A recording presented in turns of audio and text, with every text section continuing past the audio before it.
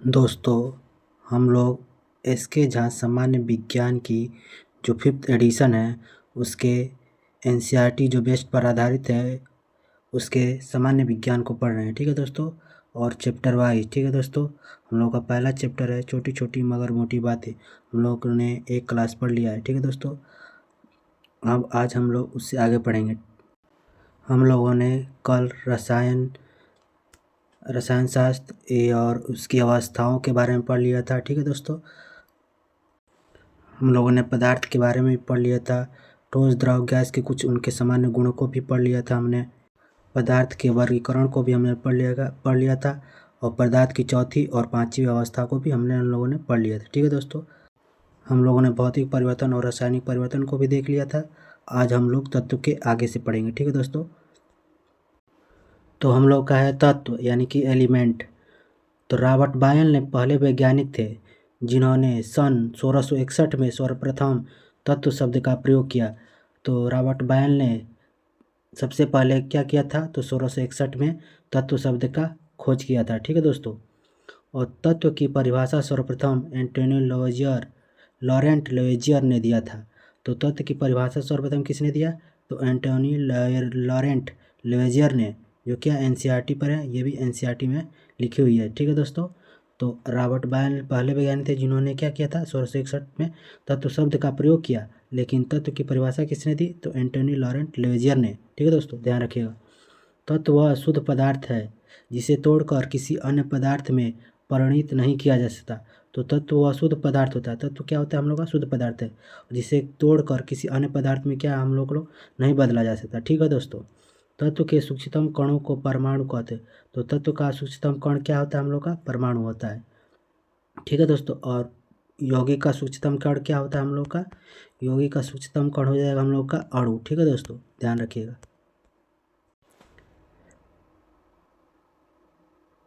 अभी तक लगभग 118 तत्व ज्ञात है जिसमें लगभग 92 प्रकृति में है पाए जाते हैं। खोजा गया अंतिम तत्व अनुसेप्टियम है। तो अभी तक लगभग कितने तत्व है, तो 118 तत्व हैं जिसमें से क्या है, 92 हम लोग क्या प्रकृति में पाए जाते हैं। और खोजा गया अंतिम तत्व हम लोग का कौन सा है, तो अंशुपेटियम है। ठीक है दोस्तों, ध्यान रखिएगा। तो डाल्टन ऐसे प्रथम वैज्ञानिक थे जिन्होंने तत्वों के प्रतीकों का प्रयोग अत्यंत विशिष्ट अर्थ में किया। तो डाल्टन ने ऐसे प्रथम वैज्ञानिक थे जिन्होंने तत्वों के प्रतीकों का क्या किया था, तो अत्यंत यानी विशिष्ट अर्थ में प्रयोग किया, यानी छोटे अर्थों में क्या प्रयोग किया। ठीक है दोस्तों, तत्व के प्रतीक का सुझाव सर्वप्रथम बर्जेलियस ने दिया। तो तत्व का प्रतीक का सर्वप्रथम सुझाव किसने दिया, तो बर्जेलियस ने। तो तत्व का एक प्रतीक रखा किसने, तो एक बर्जेलियस ने रखा। ठीक है दोस्तों, एनसीईआरटी में लिखे हुए है। ठीक है दोस्तों, अब देखते हैं हम लोग तत्व यानी कि एलिमेंट को अब 3 भागों में भागते हैं। जैसे धातु होता है, अधातु और उपधातु। ठीक है दोस्तों, तो मेटल, नॉन मेटल और मेटेलाइट। ठीक है दोस्तों, अब जैसे देखते हैं भूपट्टी पर तत्वों का क्रम। तो भूपट्टी पर यानी धरती पर तत्वों का क्रम क्या है, तो हम लोग का पहला है ऑक्सीजन। ऑक्सीजन क्या है, हम लोग का अधातु है। ठीक है दोस्तों, उसके बाद सिलिकॉन क्या है, हम लोग का उपधातु है। तो एल्यूमिनियम और फेरस क्या है, धातु है। ठीक है दोस्तों, तो भूपट्टी पर तत्व में सबसे अधिक कौन है, तो ऑक्सीजन क्या है हम लोग का सबसे ज़्यादा है। ठीक है दोस्तों, और सिलिकॉन उसके बाद, फिर एल्यूमिनियम, फिर फेरस। ठीक है दोस्तों, ध्यान रखिएगा। फिर भूपट्टी पर धातुओं का क्रम। तो भूपट्टी पर धातुओं का क्रम में कौन सा आता है हम लोग का, तो एल्यूमिनियम धातु क्या है सबसे अधिक पाई जाती है भूपट्टी पर। उसके बाद फेरस यानी लोहा, उसके बाद कैल्शियम, उसके बाद सोडियम। ठीक है दोस्तों, ध्यान रखिएगा। अब हम लोग देखते हैं मानव शरीर के तत्वों का क्रम। तो मानव शरीर में सबसे अधिक कौन सी पाई जाती है, तो ऑक्सीजन, उसके बाद कार्बन, उसके बाद हाइड्रोजन, उसके बाद नाइट्रोजन, उसके बाद कैल्शियम। कैल्शियम कम मात्रा में पाई जाती है, जबकि ऑक्सीजन से क्या है सबसे ज़्यादा मात्रा में पाई जाती है। अगर अधातु में पूछेगा तो ये सब क्या है, ऑक्सीजन, कार्बन, हाइड्रोजन, नाइट्रोजन क्या है अधातु है, और कैल्शियम क्या है धातु है। ठीक है दोस्तों, जीवित मानव शरीर में सबसे कम मात्रा में पाया जाने वाला तत्व मैग्नीज है। तो जीवित शरीर में सबसे कम मात्रा में कौन सा तत्व पाया जाता है, तो मैग्नीज पाया जाता है। ठीक है दोस्तों, वायुमंडल में सर्वाधिक मात्रा में पाया जाता है। तो वायुमंडल में सबसे अधिक मात्रा में क्या पाया जाता है, तो नाइट्रोजन। ठीक है दोस्तों, एनसीईआरटी एग्जाम्पलर है। तो ब्रह्मांड में सर्वाधिक मात्रा में पाया जाता है। तो ब्रह्मांड में कौन सी, तो हाइड्रोजन गैस सर्वाधिक मात्रा में पाया जाता है। अब हम लोग यौगिक देखते हैं। ठीक है दोस्तों, तत्व हम लोग पढ़ लिया, अब यौगिक के बारे में देखते हैं। तो जब दो से अधिक तत्वों को एक निश्चित अनुपात में मिलाया जाता है तो यौगिक का निर्माण होता है। जब दो से अधिक तत्वों को एक निश्चित अनुपात में मिलाया जाता है तो क्या होता है, तो यौगिक का निर्माण होता है। तो इसको निश्चित अनुपात में मिलाया जाता है। ठीक है दोस्तों, तो जिन तत्वों से मिलकर बना होता है उनका गुण इसमें विद्यमान नहीं होता है। तो जिन तत्वों से मिलकर बना होता है उसका गुण क्या इनमें विद्यमान नहीं होता है यौगिक में। ठीक है दोस्तों, यौगिक के सूक्ष्मतम कण को क्या कहते हैं, तो अणु। ठीक है दोस्तों, तो यौगिक के सूक्ष्मतम कण को अणु कहते हैं।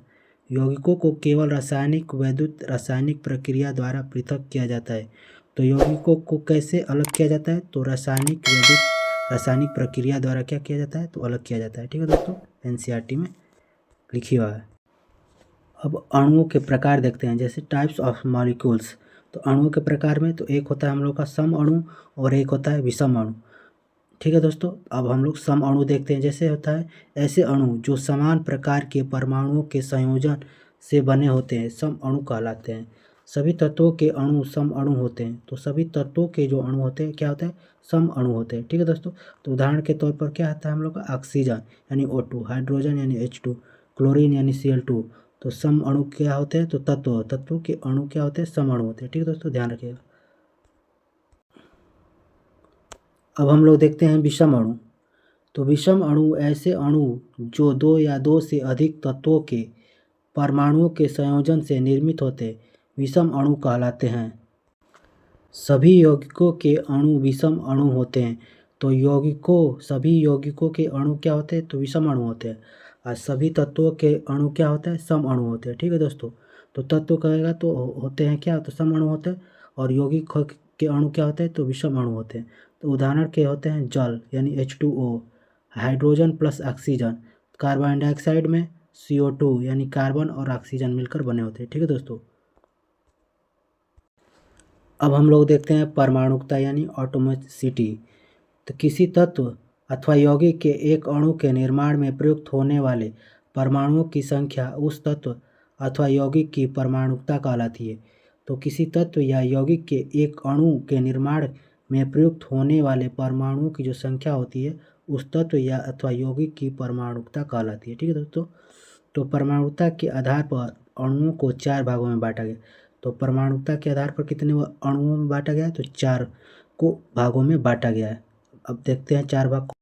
अब जैसे हम लोग देखते हैं तत्व या यौगिक होते हैं और एक अणु में परमाणु की संख्या देखते हैं और परमाणुकता। ठीक है दोस्तों, तो आर्गन का परमाणु कितनी होती है, परमाणु की संख्या तो 1 होती है। तो इसे परमाणुकता किसे कितनी कहेंगे, हम लोग एकल परमाणुकता करेंगे। हीलियम की कितनी होती है, तो परमाणु संख्या 1 होती है। तो इसकी परमाणुकता कितनी होगी, एकल परमाणुकता होगी। आयरन की कितनी होती है, तो फेरस की परमाणु संख्या 1 होती है। तो इसकी भी क्या हो जाएगी, एकल परमाणुकता।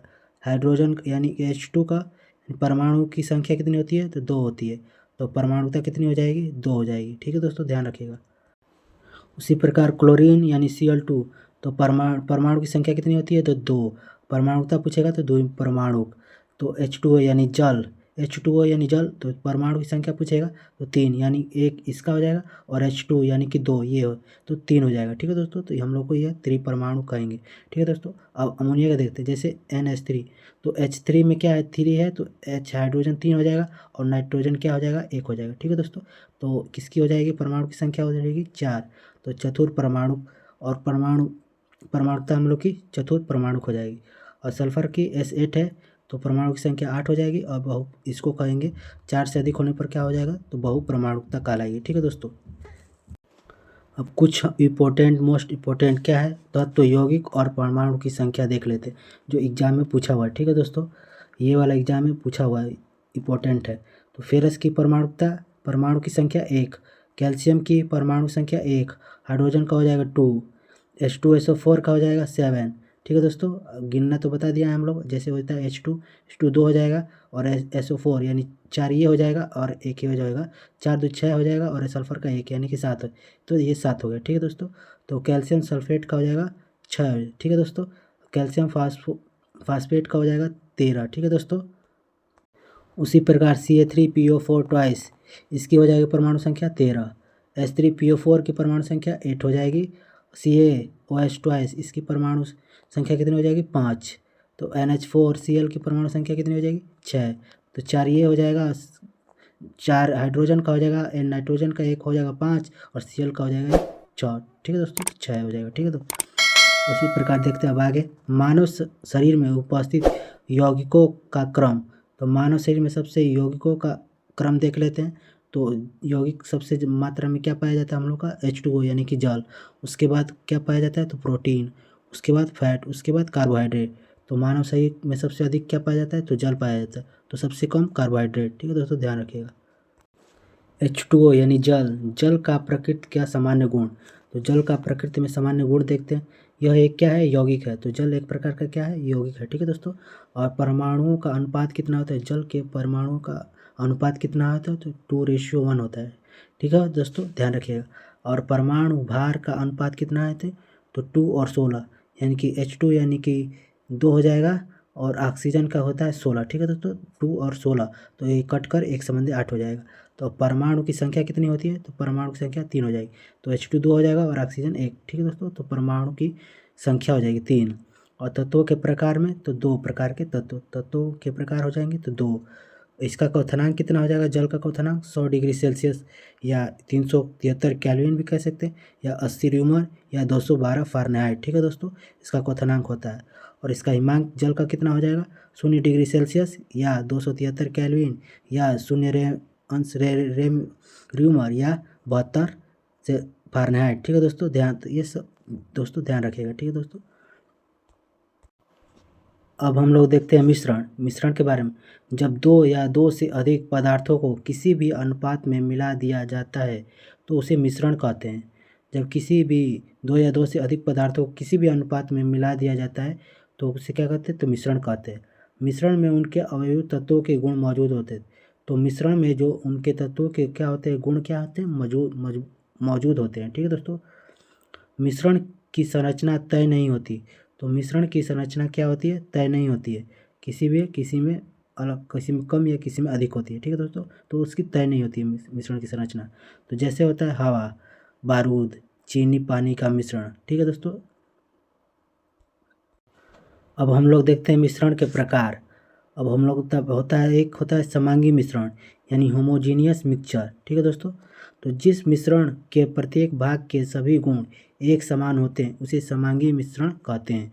तो जिस मिश्रण के प्रत्येक भाग क्या होता है सभी गुण एक समान होते हैं, तो सभी गुण क्या होते हैं एक समान होते हैं, उसके क्या कहते हैं तो समांगी मिश्रण कहते हैं। जैसे कि होता है चीनी का नमक में विलयन। ठीक है दोस्तों, तो अल्कोहल तथा जल का मिश्रण, तो गुण क्या होते हैं समान होते हैं। ठीक है दोस्तों, अब देखते हैं विषमांगी मिश्रण यानी हेट्रोजीनियस मिक्सचर। जिस मिश्रण के प्रत्येक भाग के गुण एक समान नहीं होते उसे विषमांगी मिश्रण कहते हैं। तो प्रत्येक भाग के गुण क्या होते हैं समान नहीं होते तो विषमांगी मिश्रण कहते हैं। जैसे रेत तथा जल का मिश्रण, ये क्या है इसके गुण क्या समान नहीं होते हैं। पेट्रोल जल का मिश्रण, तो इनके गुण क्या है समान नहीं होते हैं। ठीक है दोस्तों, विषमांगी मिश्रण को कीप या फनल से अलग करते हैं। तो विषमांगी मिश्रण को किसके द्वारा अलग करते हैं कीप और या फनल के द्वारा अलग करते हैं। तो केवल विषमांगी मिश्रण ही टिंडल प्रभाव दर्शाता है। तो टिंडल प्रभाव कौन सा दर्शाता है तो केवल विषमांगी मिश्रण ही क्या करता है दर्शाता है टिंडल प्रभाव। ठीक है दोस्तों, एनसीईआरटी का मोस्ट इंपॉर्टेंट क्वेश्चन है। ठीक है दोस्तों, अब हम लोग देखते हैं तत्व यौगिक और मिश्रण को याद करने की एक ट्रिक होती है।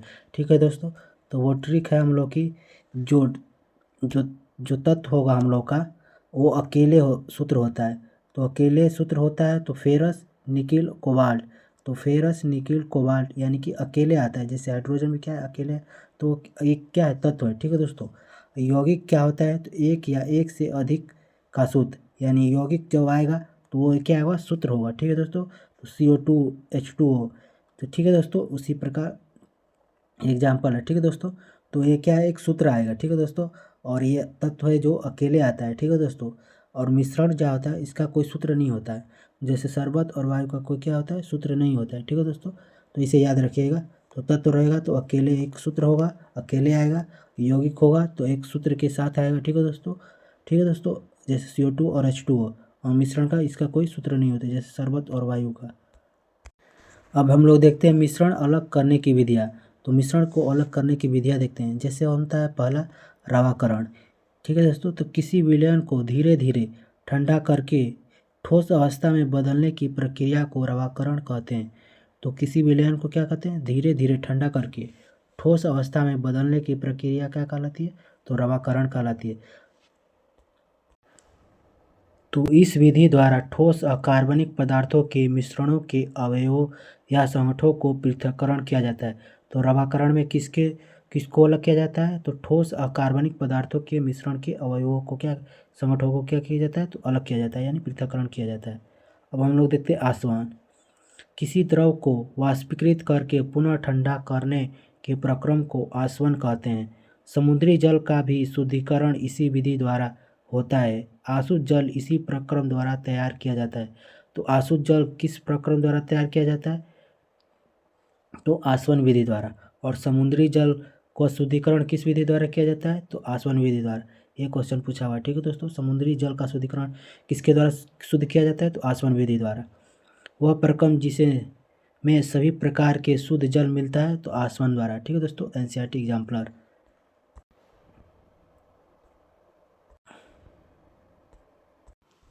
अब हम लोग देखते हैं प्रभाजी आसवन। ऐसे मिश्रण जिनके संगठक के कथनांकों में कम से कम अंतर होता है, उसका पृथक्करण करने के लिए प्रभाजी आसवन विधि का प्रयोग करते हैं। जैसे भूगर्भ से निकाले गए पेट्रोलियम के विभिन्न संगठनों को पेट्रोल, केरोसिन, डीजल आदि को इसी विधि से पृथक करते हैं। तो पेट्रोलियम और केरोसिन, डीजल को किसके विधि द्वारा शुद्ध करते हैं, तो प्रभाजी आसवन विधि द्वारा, ठीक है दोस्तों। ये क्वेश्चन पूछा हुआ है, ठीक है दोस्तों। तो पेट्रोल, केरोसिन और डीजल को किसकी विधि द्वारा पृथक किया जाता है, तो प्रभाजी आसवन द्वारा। जिस पदार्थ के क्वथनांक के बीच 25 डिग्री सेल्सियस से कम का अंतर होता है, उसे प्रभाजी आसवन विधि से शुद्ध किया जाता है। तो 25 डिग्री से कम का अंतर होता है वहाँ पर, उसे प्रभाजी आसवन विधि द्वारा क्या आता है, शुद्ध किया जाता है। अब हम लोग देखते हैं भाप आसवन यानी स्टीम डिस्टिलेशन। इस विधि से उन कार्बनिक पदार्थों का शुद्धिकरण किया जाता है जो किसी जल में अविलय होते हैं परंतु गर्म करने पर वाष्पशील होते हैं और प्रायः अपने क्वथनांक पर अपघटित हो जाते हैं। जैसे है हम लोग का methyl alcohol, acetone, ethyl alcohol. ये तो किसके द्वारा शुद्ध किया जाता है, तो भाप आसवन विधि द्वारा, ठीक है दोस्तों, ध्यान से रखिएगा। तो भाप आसवन द्वारा मेथिल अल्कोहल, एसीटोन और एथिल अल्कोहल, ये एग्जाम्पल ही मोस्ट इम्पोर्टेंट है। अब हम लोग देते हैं निस्पंदन यानी फिल्ट्रेशन। निस्पंदन एक भौतिक पृथक्करण प्रक्रिया है जो एक फिल्टर माध्यम का उपयोग करके ठोस पदार्थ और तरल पदार्थ के मिश्रण को अलग करती है। तो ठोस पदार्थ और तरल पदार्थ के मिश्रण को अलग करती है तो निस्पंदन विधि द्वारा, ठीक है दोस्तों। फिल्टर का उपयोग करके उसे ठोस पदार्थ से तरल पदार्थ के मिश्रण को अलग करती है। फिल्ट्रेशन प्लांट में पानी को साफ किया जाता है। तो फिल्ट्रेशन प्लांट में किसको साफ किया जाता है, तो पानी को साफ किया जाता है। जैसे रेत, महीन बजरी और मध्य बजरी को, ठीक है दोस्तों। तो किसको साफ किया जाता है, फिल्ट्रेशन प्लांट में पानी को साफ किया जाता है तो रेत, महीन बजरी और मध्य बजरी को साफ किया जाता है। अब हम लोग देखते हैं विलवणीकरण। वह प्रक्रिया जिसमें नमकीन पानी से खनिज पदार्थ को अलग करके मीठे पानी में बदलता है। तो वह प्रक्रिया जिसमें नमकीन पानी से खनिज पदार्थ को अलग करके मीठे पानी में बदलता है क्या कहते हैं, विलवणीकरण कहलाता है, ठीक है दोस्तों। अब देखते हैं विसरण, डिफ्यूजन। दो विभिन्न पदार्थों के कणों का स्वतः ही मिलना विसरण कहलाता है। दो पदार्थों के कणों का स्वतः ही मिलना क्या कहलाता है, तो विसरण। विसरण मतलब घुलना मिलना, दो पदार्थों का घुलना मिलना यानी कणों का स्वतः ही मिलना क्या कहलाता है, तो विसरण कहलाता है। एनसीईआरटी का है, ठीक है दोस्तों। अत्यधिक रिक्त स्थानों के कारण गैसों का विसरण तीव्रता से होता है। जहाँ अत्यधिक स्थान रहेगा वहाँ गैसों का विसरण क्या होती है, तीव्रता से होती है, ठीक है दोस्तों। नहीं ज़्यादा इधर उधर फैलते रहते हैं। घनत्व में अंतर रहने के कारण गैसों का गैसों में मिलना विसरण कहलाता है। तो घनत्व में अंतर रहने के कारण गैसों का गैसों में मिलना क्या कहलाता है, तो विसरण कहलाता है। तापमान के बढ़ने से विसरण का गुण बढ़ता है। जब तापमान बढ़ेगा तो विसरण का गुण क्या होता है, तो बढ़ते जाता है, ठीक है दोस्तों। अब विसरण गुण के कारण ही क्या होता है, जैसे देखते हैं हम लोग, गर्म खाने की सुगंध पूरे कमरे में फैल जाती है। तो गर्म खाने की सुगंध किसके कारण कमरे में फैल जाती है, तो वो होता है हम लोग का विसरण गुण के कारण। और इत्र की बोतल में सुगंध का फैलना क्या का होता है, तो एक विसरण का गुण होता है। ठीक है दोस्तों।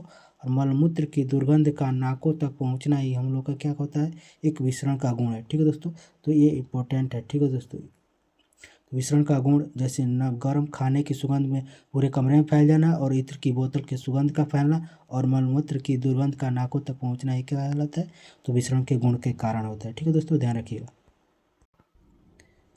अब हम लोग देख परासरण। परासरण अब हम लोग कल से पढ़ेंगे। ठीक है दोस्तों, तो कल से अब हम लोग परासरण को आगे, कल हम लोग का ख़त्म हो जाएगा ये चैप्टर। ठीक है दोस्तों, उसके बाद हम लोग बहुविकल्पी क्वेश्चनों को हल करेंगे। ठीक है दोस्तों, ऑब्जेक्टिव को। ठीक है दोस्तों, उसके बाद हम क्वेश्चनों को कम से कम 100-150 क्वेश्चन इससे हल करेंगे। ठीक है दोस्तों, तो थैंक यू दोस्तों।